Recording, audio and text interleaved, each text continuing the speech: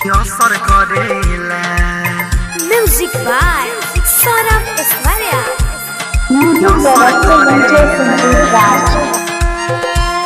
DJ Sanjeet Raj. भंगिया जब पीही लसर लसर करेला। झिलम के धुकल का नहीं असर करेला। झिलम के धुकल का नहीं असर करेला। भंगिया जब पीही लसर लसर करेला। भंगिया जब पीही लसर लसर करेला। झिलम के धुकल का नहीं असर करेला। हो गांजा के पियल का नहीं असर करेला।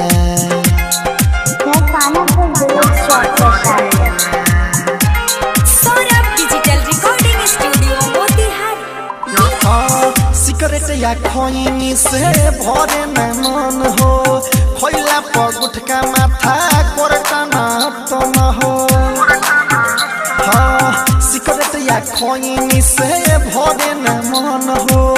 खैला पर गुटका माथा कोरटा न तो न हो। बोलबम के नारा तुला गालो ये भाई। रास्ता में कोनो कठी नहीं नयाई। रास्ता में कोनो कठी नहीं नयाई। चलला पो कांवर डीजे संजीत राज। चलला पो कांवर मचर मचर करेला। चिलम के धुकल का नहीं असर करेला। हो गांजा के पियल का नहीं असर करेला। सभी को डीजे संजीत की तरफ से हार्दिक शुभकामनाएं। असर करेला। 735 के साथ 6175। सौरभ सुधीर बम के बाटे में जोड़ा। जाके ई कोरा। संगे शराबी के बाटे में जोड़ा। धुकता गांजा सिगरेट जाके ई कोरा।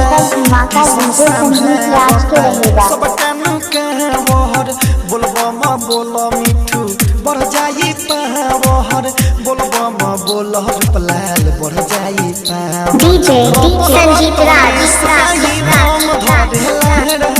रतन रतनेश नहीं थम धरेला।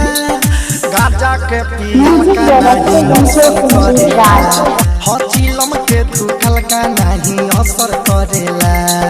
भंगिया जब पीही लसर लसर करेला।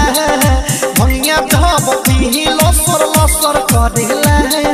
चिलम के धुकल का नहीं असर करेला। डीजे संजीत राज।